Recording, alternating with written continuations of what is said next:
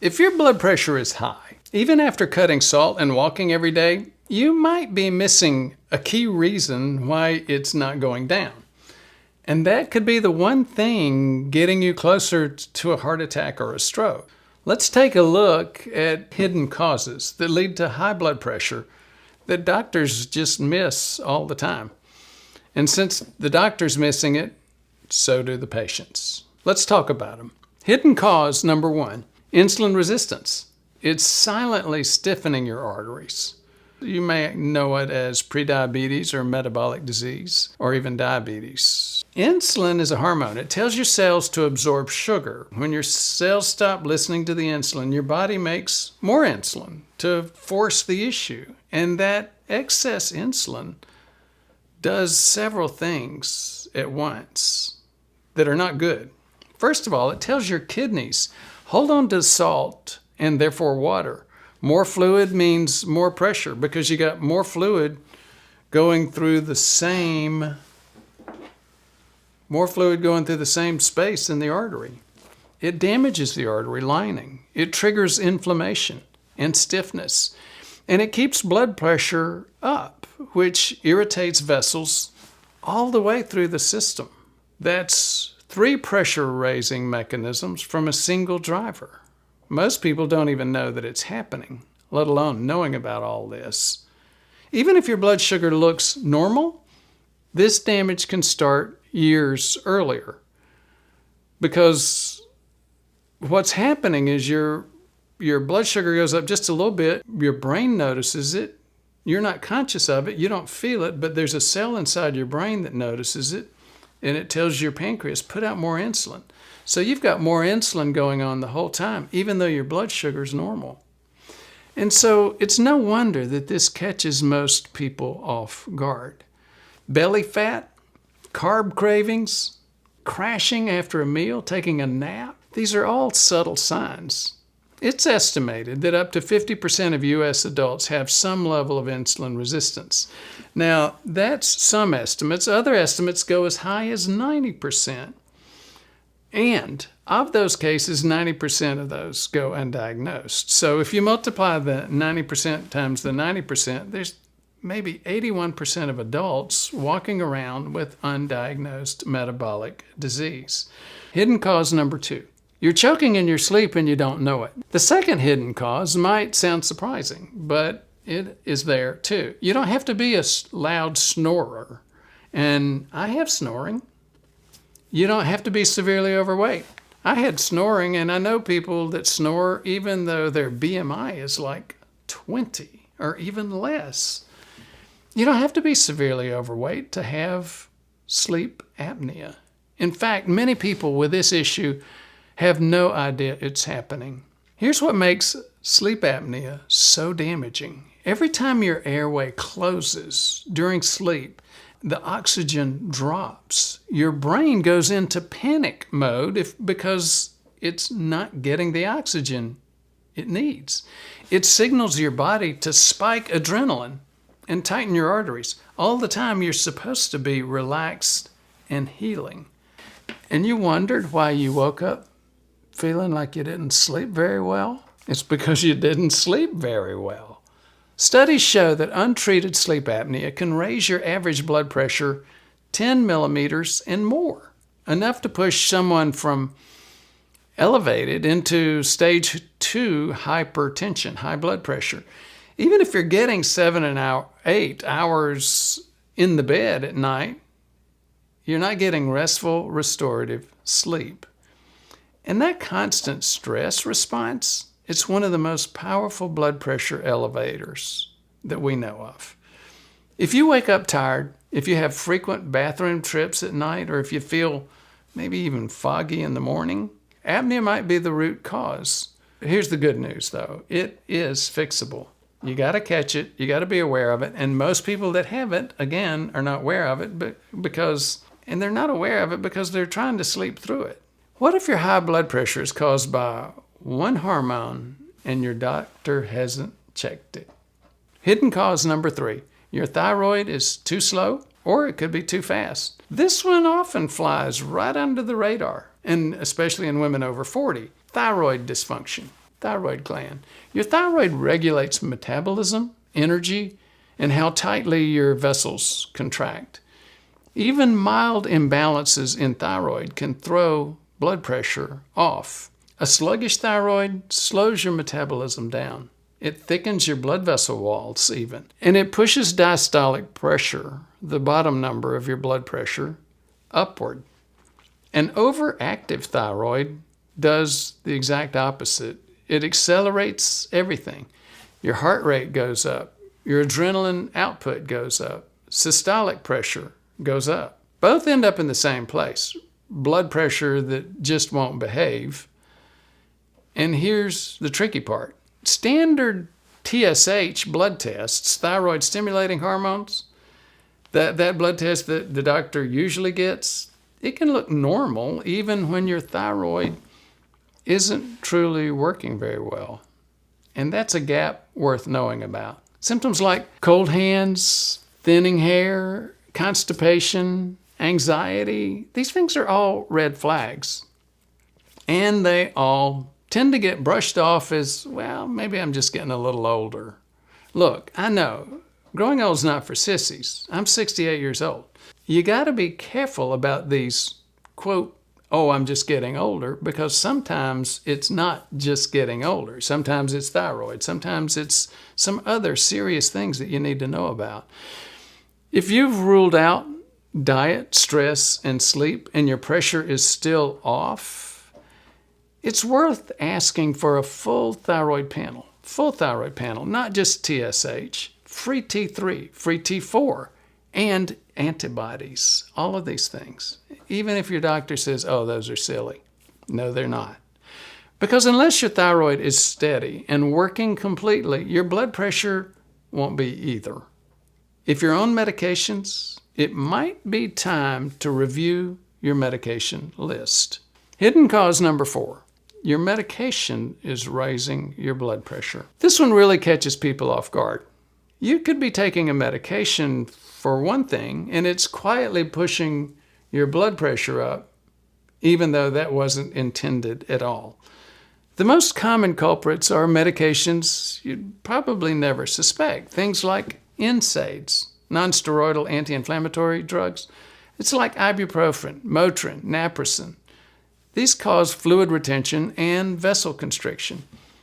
Both of those things raise your blood pressure. In one analysis, NSAIDs were associated with a 3 to 5 millimeter of mercury increase in mean blood pressure.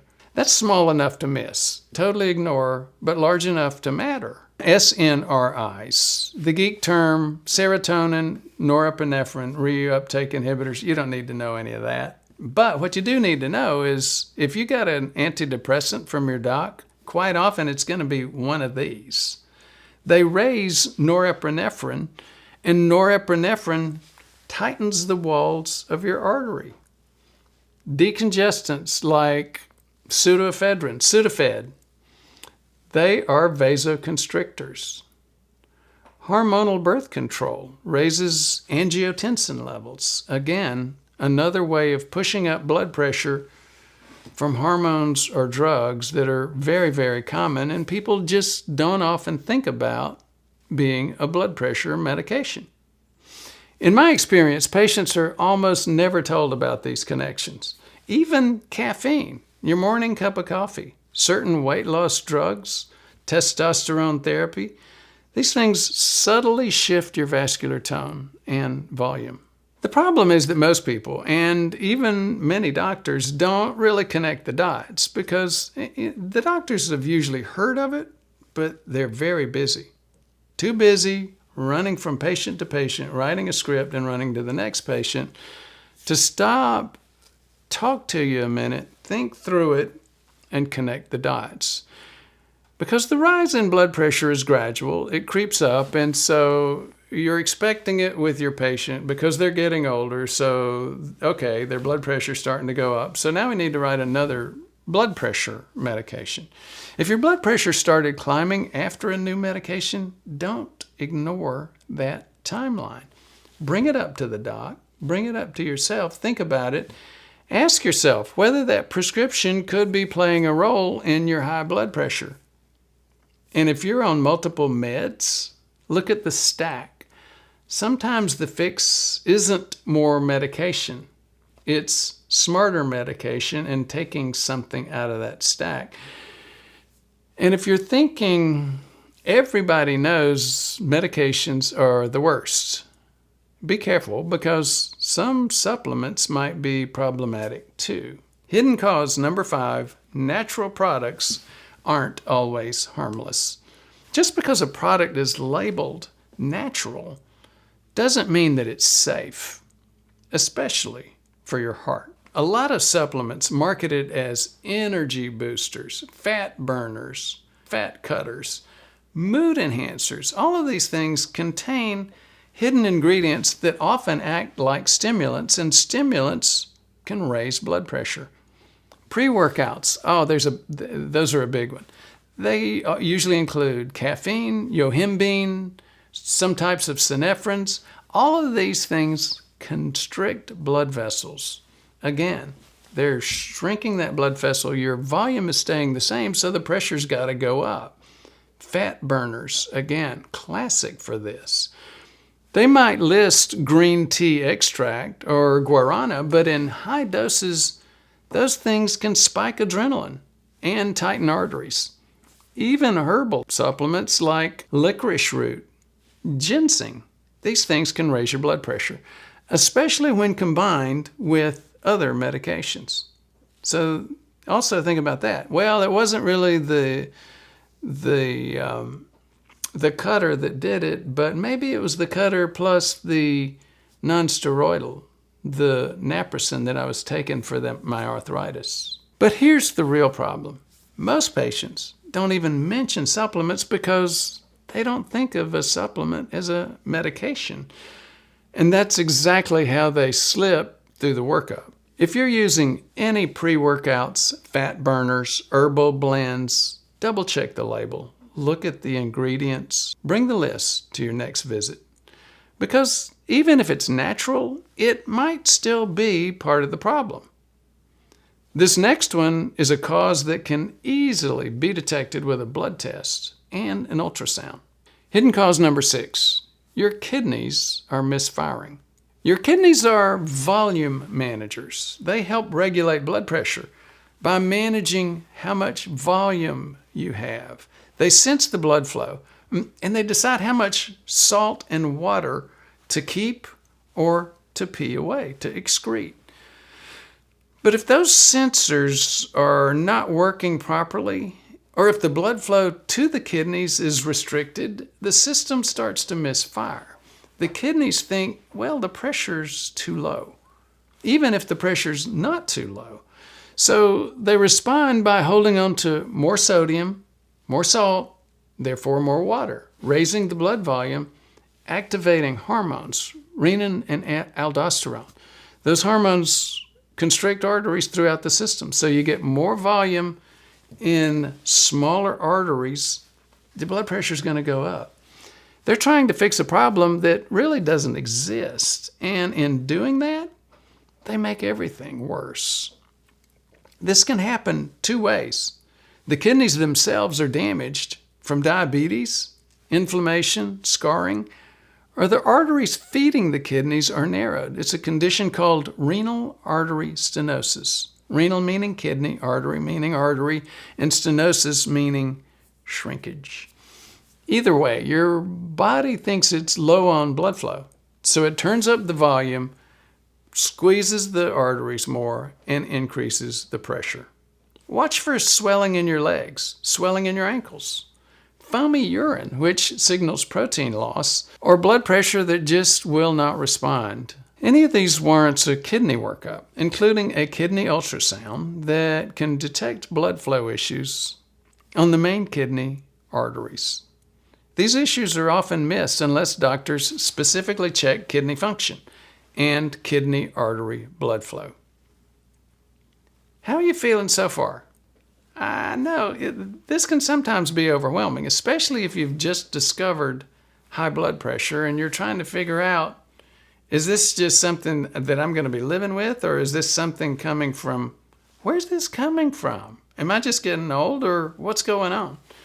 This is exactly why so many high blood pressure cases never get resolved.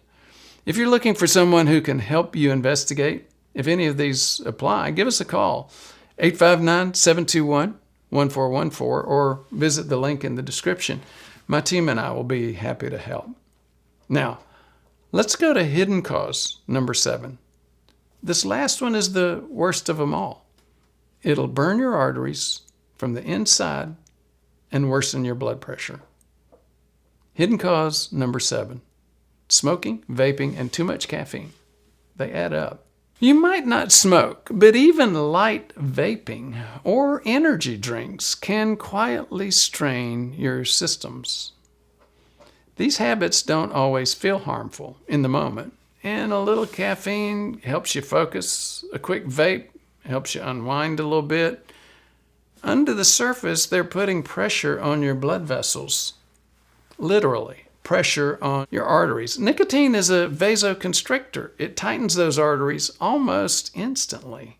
Over time, it damages that endothelial lining, that inner surface of your vessels. You know, the glycocalyx. It's a tiny little hair-like substance. It's only a single cell thick, but it's what your body relies on to drop off oxygen and pick up carbon dioxide and your health.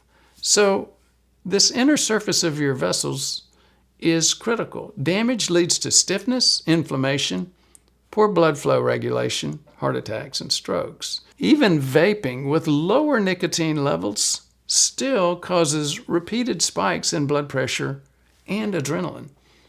And since it's often used throughout the day, the cumulative stress adds up fast.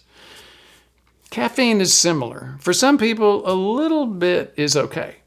In fact, coffee, you've seen multiple different studies about coffee. Some say it's bad for you, some say it's good for you. I would say overall, coffee up till about 3 or 4 cups a day is good for you. And that's not just my opinion. It's based on multiple reviews of the evidence, and there's been a lot of evidence out there about it.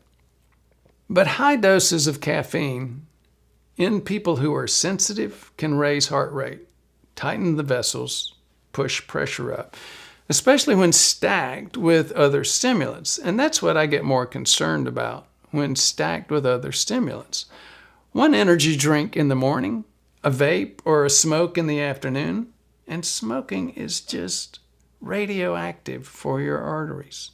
A coffee at night, even just the caffeine from all of these different sources, each one of them feels minor, but together they amplify nervous system tone.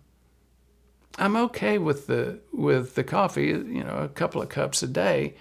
Just don't add the vaping for sure, or the smoking. And be careful with the energy drinks. These things elevate baseline stress and keep your arteries under tension. Knowing what causes high blood pressure is the first step, but fixing it is what makes the difference. Watch this video where I talk about how to lower blood pressure naturally and fast. And remember, growing old is not for sissies, but it's a lot easier with healthy arteries.